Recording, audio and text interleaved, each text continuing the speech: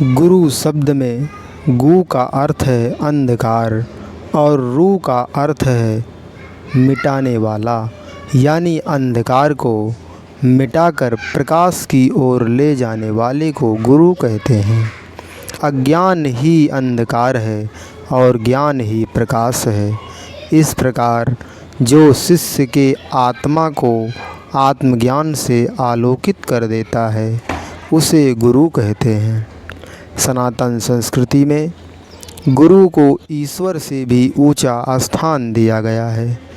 गुरु को ईश्वर के विभिन्न रूपों ब्रह्मा, विष्णु एवं महेश के रूप में स्वीकार किया गया है। ज्ञान पाते ही शिष्य की जीवन दृष्टि बदल जाती है। जीव और जगत के प्रति उसका नज़रिया बदल जाता है। इस प्रकार से गुरु अपने शिष्य में एक नए मनुष्य का सृजन करता है। गुरु उस शिष्य में नए मनुष्य को जन्म देता है, इसलिए वह ब्रह्मा है। गुरु अपने शिष्य पर सदैव नज़र बनाए रखता है कि कहीं शिष्य साधना से विचलित ना हो जाए। गुरु विष्णु की तरह है। शिष्य के दोषों का संहार करने के कारण गुरु को महेश कहा गया है।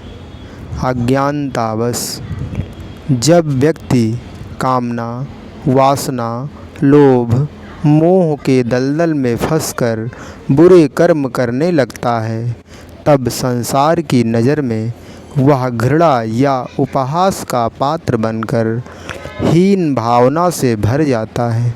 जब व्यक्ति आत्मग्लानि से भर जाता है, तब उसे उबारने के लिए परमात्मा स्वयं गुरु रूप में प्रकट होता है।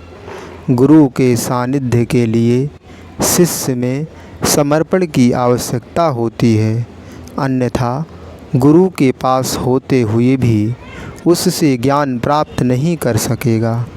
गुरु आज्ञा का पालन, गुरु के साथ कभी छल ना करना, उसकी अवहेलना ना करना, उसकी आलोचना ना सुनना शिष्य का परम कर्तव्य है। आवश्यक है कि हम अपने गुरु की महिमा का केवल बखान ही ना करें, बल्कि उसके बताए मार्ग पर चलकर उसकी महिमा को धारण कर स्वयं भी महान बने। गुरु से कभी झूठ ना बोलें, गुरु के साथ कभी छल ना करें। गुरु के प्रति पूर्ण श्रद्धा एवं समर्पण ही सच्ची भक्ति है। ऐसा करके हम अपने कम से कम 3 पीढ़ियों को पाप के दंड से बचा सकते हैं। धन्यवाद।